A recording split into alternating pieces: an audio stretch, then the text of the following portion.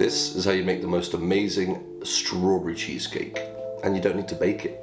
Alright, we're going to start by making the base. 400 grams of Digestive biscuits go into a food processor or blender. A handful of pecans go in alongside that, followed by 100 grams of melted, unsalted butter. If you can pinch it and it binds together, then you're good to go. Give it a smell, it's going to smell absolutely delicious. And then we're going to pop this into a cake tin. With a spatula, just roughly guide your base towards the edges, leaving a nice flat center. Then with a glass or mug, just push down and push to the sides. Just make sure whatever you're doing it with is nice and flat, and just keep going until you're happy with your base. Oh.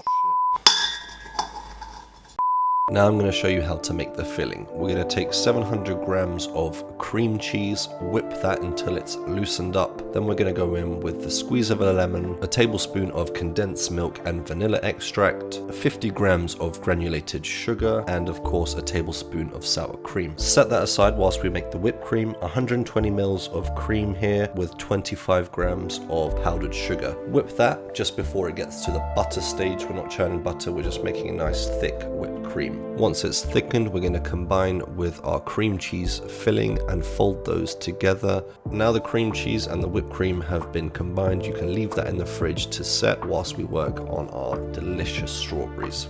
Now to prep the strawberries, we're going to take a small paring knife, just remove the stems, the green leaves at the top. And now with your knife, we're just going to pinch it halfway through the blade, hold it there, and that's going to be our stopper, so we don't go too deep into the strawberry. Just circle around until you've taken the center out of the strawberry and separate those. Don't throw away the center because we're going to use those to make our beautiful strawberry sauce. Now take all those centers with some additional strawberries and just blend them together until you've got a nice puree. Whack that into a pot on a medium to high heat. Add in 100 mils of water alongside 75 grams of caster sugar and a teaspoon of corn flour or cornstarch. Boil away on a medium to high heat until it thickens up, and then we're going to strain our beautiful and delicious sauce. Use a spatula just to really push through every ounce of flavor, and then let that sauce cool. We're going to go in with 2 to 3 tablespoons of basil oil into our cream cheese filling. I know it sounds weird, but the combination of basil with strawberry just really works. Pipe a thin layer of your cream cheese filling and then smooth it out with a spatula.